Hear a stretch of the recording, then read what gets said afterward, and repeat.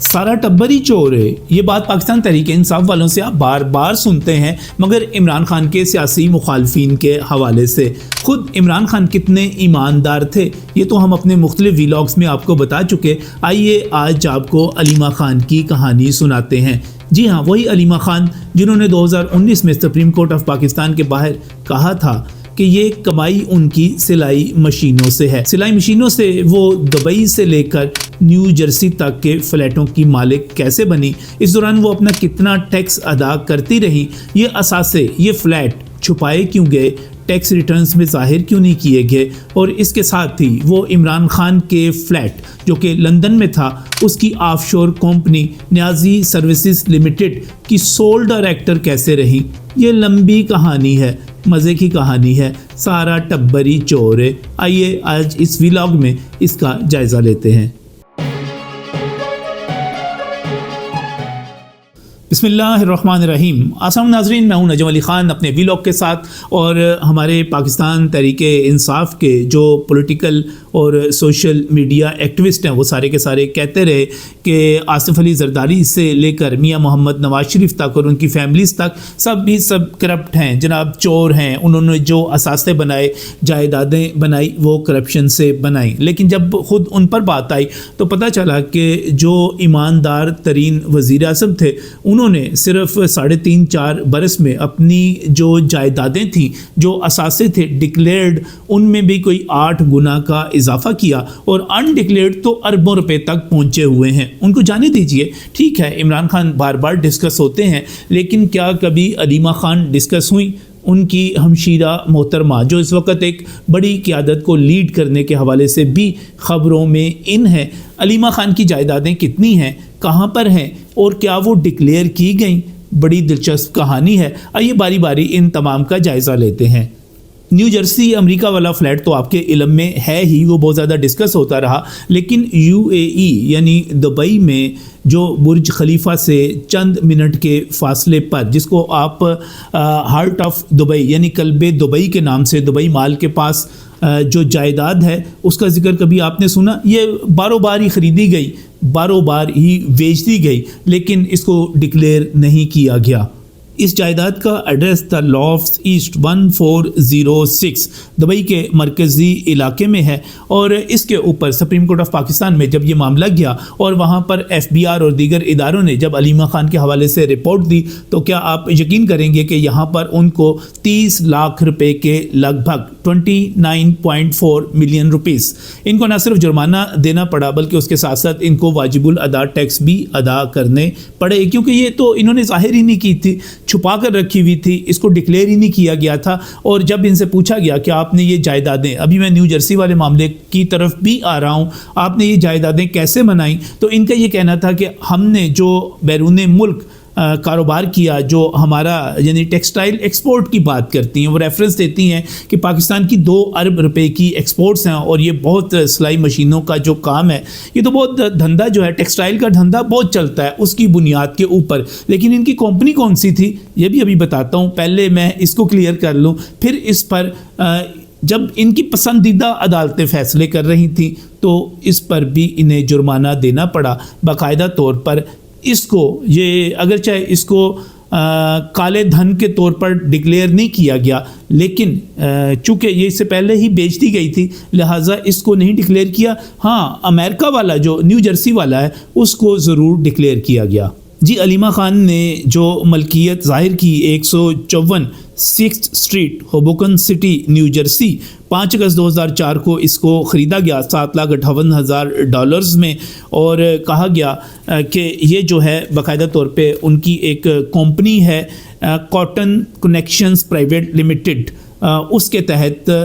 جو کاروبار ہوتا ہے اس کے ذریعے انہوں نے اسے خریدا۔ لیکن کیا آپ جانتے ہیں کہ 2004 سے لے کر 2018 تک کسی بھی ریٹرن میں اس کو شو نہیں کیا گیا، اس کو ظاہر نہیں کیا گیا۔ جب ہم لاکھوں ڈالرز کی بات کرتے ہیں تو یہ پاکستان کے کروڑوں روپے بنتے ہیں۔ یہ کہاں سے آئے، کیسے بیرون ملک مال گیا، پیسہ گیا، کیسے یہ خریداری ہوئی، پاکستان میں کچھ نہیں بتایا گیا۔ اور سب سے دلچسپ بات یہ ہے کہ پھر اس کو ایک ٹیکس ایمنسٹی اسکیم میں شو کیا جاتا ہے، کیونکہ کوشش کی جاتی ہے، اور اس وقت ان کے بھائی غالباً وزیر اعظم پاکستان ہوتے ہوتے ہیں جب وہ اس کو ظاہر کرتی ہیں، یعنی کہ اپنے ہی بھائی کی حکومت ہے، وہ ایک کالے دھن کو سفید کرنے کی اسکیم لاتا ہے، اس میں اس کی بہن جو ہے وہ اپنے کروڑوں روپے کی جائیدادیں جو ہیں ان کو کلیئر کروا لیتی ہے۔ واہ واہ واہ، کیا خوبصورت طریقہ کار ہے، کیا زبردست قسم کا طریقہ واردات ہے۔ آپ کو ایک دلچسپ بات بتاؤں کہ جس برس یہ خریداری کی جاتی ہے لاکھوں ڈالرز کی، اور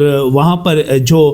ساری کی ساری ٹرانزیکشن ہوتی ہے، اسی برس جب پاکستان میں یہ ٹیکس جمع کرواتی ہیں تو یہ 49,914 روپے کا ٹیکس ادا کرتی ہیں۔ یعنی کہ آپ یہ دیکھیے کہ ایک طرف کروڑوں روپے کی خریداری ہو رہی ہے اور دوسری طرف پاکستان کو جو ٹیکس دیا جا رہا ہے وہ 49,914 روپے، یعنی پورے 50,000 روپے بھی نہیں بنتے۔ علیمہ خان مالک ہیں دبئی میں، جو اس کے قلب دبئی میں جائیداد ہے اس کی بھی۔ علیمہ خان مالک ہیں نیو جرسی میں، امریکہ میں ایک بہت ہی قیمتی جائیداد کی بھی، لیکن وہ جو ٹیکس ادا کرتی ہیں پاکستان کے اندر اور ان کی کمپنی، ذرا وہ دیکھیے کہ باقاعدہ طور پہ میڈیا رپورٹس میں اور عدالتوں میں جمع کیے ہوئے شواہد اس میں جو شامل ہیں ان میں کیا بتایا جاتا ہے۔ بتایا جاتا ہے کہ وہ 2011 میں 1,07,960 روپے، 2012 میں 1,08,000 روپے، 2013 میں 1,40,000 روپے، 2014 میں 1,58,900 روپے، 2015 میں 18,662 روپے، 2016 میں بھی اسی قسم کا سارا ٹیکس آپ کے سامنے اس وقت سکرین پر نظر آ رہا ہے، یہ ادا کرتی ہیں۔ معاملہ یہاں تک ہی نہیں رہتا، بلکہ پاناما پیپرز جب 2016 میں آتے ہیں، جس کی بنیاد پر میاں محمد نواز شریف کو نااہل کیا جاتا ہے، حالانکہ ان کی کوئی آف شور کمپنی بھی باقاعدہ طور پر ان کی ملکیت نہیں نکلتی، لیکن یہاں پر جب ہم عمران خان اور ان کی ہمشیرہ محترمہ کو دیکھتے ہیں تو ہمیں پتہ چلتا ہے کہ وہ نیازی سروسز لمیٹڈ، یہ وہ کمپنی ہے آف شور کمپنی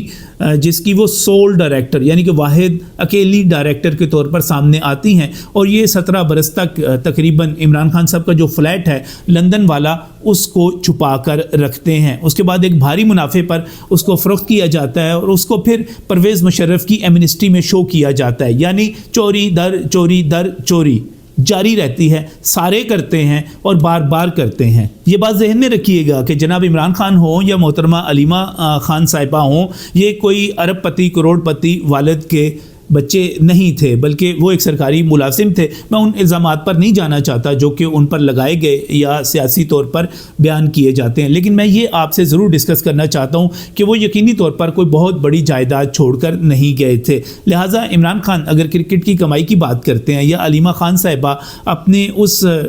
کمپنی کی بات کرتی ہیں تو ان کو شواہد تو دینے پڑیں گے، یہاں پر ثبوت تو دینے پڑیں گے۔ اب صورتحال یہ ہے کہ ابھی جب ان پر مقدمات بنے تو پتہ چلا کہ وہ تو سینکڑوں کنال اراضی کی پنجاب میں بھی مالک ہیں۔ خاص طور پہ میں 4 اضلاع جو ہیں ان کی بات کر رہا ہوں،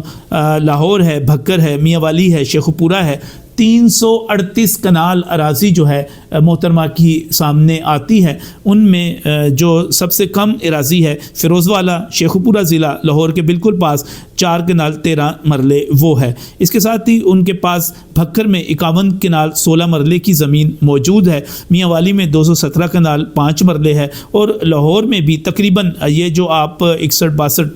کنال ایک ہے، باقی ملا کے کوئی 67 کنال کے قریب زمین ہے جو کہ علیمہ خان صاحبہ کی ملکیت میں ہمارے سامنے آتی ہے۔ اچھا، دبئی میں بھی فلیٹ ہو گئے، امریکہ میں بھی فلیٹ ہو گئے، آف شور کمپنیاں بھی ان کی ہو گئیں، سینکڑوں کنال اراضی بھی ہو گئی، لیکن پاکستان تحریک انصاف کے ہمارے دوست جو ہیں وہ کہتے ہیں کہ آپ ان کی بات نہ کریں، کیونکہ یہ کون سا حکومت میں تھے کہ حکومت میں ہوتے ہوئے انہوں نے کرپشن کی اور اس کی بنیاد پر انہوں نے یہ جائیدادیں بنائیں۔ یہ بڑی ایک دلچسپ قسم کی دلیل ہے جو کہ پاکستان تحریک انصاف کے لوگوں کی طرف سے دی جاتی ہے۔ میں پھر اس کے جواب میں کہوں گا کہ ٹھیک ہے، اگر آپ یہ سمجھتے ہیں کہ صرف حکومت میں رہ کر ہی غبن ہو سکتا ہے، چوری ہو سکتی ہے، فراڈ ہو سکتا ہے، نوسر بازی ہو سکتی ہے، لوگوں کو لوٹا جا سکتا ہے، تو پھر آپ وزیر آباد کے ڈبل شاہ کو بھی چھوڑ دیجئے جس نے لوگوں کو لوٹا۔ پھر آپ ہر نوسر باز، چور کو، ڈاکو کو جو کہ لوگوں کو بیوقوف بناتے ہیں، آپ ان تمام نوسر بازوں کو رہا کر دیں جنہوں نے بسوں میں لوگوں کو भंग के लड्डू खिलाए और उनकी जेबों से पैसे निकाल लिए। देखिए, आप शौकत खानम के नाम पर, आप किसी भी नाम पर अगर धोखा और फरेब करेंगे, अगर आप वहाँ से ऐसी लाखों डॉलर्स की मलकियती जायदादें बनाएंगे, आप 300 कनाल के जो घर हैं उनको ख़रीद लेंगे, तो ये तो आवाम का पैसा है और आवाम ने आपको पैसा लोगों के इलाज के लिए दिया है, अस्पताल बनाने के लिए दिया है। आपको ये इसलिए हरगिज़ नहीं दिया कि आप दुबई में, अमेरिका में जगह जगह फ्लैट बनाते फिरें। आपको इसलिए हरगिज़ नहीं दिया कि आप यहाँ पर सैकड़ों कनाल अराजियाँ जो हैं अपने ज़ाती नामों पर ख़रीद लें। मुझे ये कहना है कि पाकिस्तान तहरीक इंसाफ के सरबराह इमरान खान एक निजात दहिंदा के तौर पर सामने आए। उनको उस वक्त की इस्टेब्लिशमेंट ने इस तरह पोर्ट्रेट किया कि ये कोई जनाब मसीहा यहाँ पर आ गया है। इससे ज़्यादा ईमानदार, इससे ज़्यादा सच्चा, इससे ज़्यादा मुहिब वतन शख्स ही कोई नहीं है। लेकिन जब हम इन तमाम दावों का अमली दुनिया में उनका किरदार देखकर जायज़ा लेते हैं तो हमें अंदाज़ा होता है कि इस मुल्क के सबसे करप्ट तरीन सियासतदान और करप्ट तरीन ख़ानदान के बारे में हम कोई मुतालिया कर रहे हैं। क्योंकि जब हम बाकियों के बारे में देखते हैं, पढ़ते हैं, शरीफ फैमिली के बारे में देखते हैं, तो वो एक सनतकार ख़ानदान है, कारोबार करता है, कारोबार के ज़रिए पता चलता है कि वो कारोबार कर रहे हैं, लेकिन इनका तो कोई कारोबार सामने नहीं आता। ये तो ट्रस्ट के मालिक हमें नज़र आते हैं और ट्रस्ट जो है इनकी ज़ाती मलकियत में चले जाते हैं। अमली तौर पर होता भी यही है कि ट्रस्ट जो है लोगों की ज़ाती मलकियत बन जाते हैं। इसी तरह जब हम बात करते हैं मोहतरमा बेनज़ीर भुट्टो के हवाले से, भुट्टो ख़ानदान के हवाले से, ज़रदारी ख़ानदान के हवाले से, तो वो जागीरदार हैं, ज़मींदार हैं, पता चलता है कि उनके ये कारोबार हैं। जब इनके कारोबार भी कोई नहीं, ठीक है, इन्होंने ना शुगर मिल्स लगाई, इन्होंने ना बहरिया टाउन जैसी कोई स्कीमें बनाई, ना इन्होंने कोई और फैक्ट्रियाँ लगाई, बल्कि इसके मुकाबले में इन्होंने वो इदारे बनाए जो सेहत और तालीम के हवाले से थे। तो उसमें फिर जब इनकी कमाई सामने आती है, ये ख़ुद उसके मालिक नहीं बन के सामने आते, लेकिन जो करोड़ों रुपए, अरबों रुपए की जायदादें आ जाती हैं, वो कहाँ से आती हैं। बस ये बड़ी अजीब सी बात है कि वो लोग जो कि ईमानदारी का नारा लगाकर करप्ट लोगों के ख़िलाफ़ जिहाद के नाम से मैदान में आते हैं, आखिर में वो ख़ुद अरबपति बन जाते हैं, खरबपति बन जाते हैं। वो सब के सब जो हैं, बड़ी अजीब सी बात है, लोग वहीं पर रह जाते हैं, उनकी जायदादें जो हैं पूरी दुनिया में फैल जाती हैं। ये किस तरह मुमकिन होता है, आपको भी पता है, मुझे भी पता है। लेकिन ये जो कहते थे कि हमारे दोस्त हैं रिजवान रज़ी साहब, वो कहा करते हैं कि ये हर चीज़ वो कहते हैं जो ख़ुद कर रहे होते हैं, उसका दूसरों पर इल्ज़ाम लगाते हैं। तो मैं अपने वीलॉग का इख्तिताम वहीं पर करूँगा कि ये जो दूसरों को कहते थे कि उनका सारा टब्बर ही चोर है, बुनियादी तौर पर तहकीक करते जाइए, एक एक की फ़ाइलें, एक एक की जो करतूतें हैं उनको देखते चले जाइए, आपको पता चलेगा कि असल में ये सारा टब्बर ही चोर है।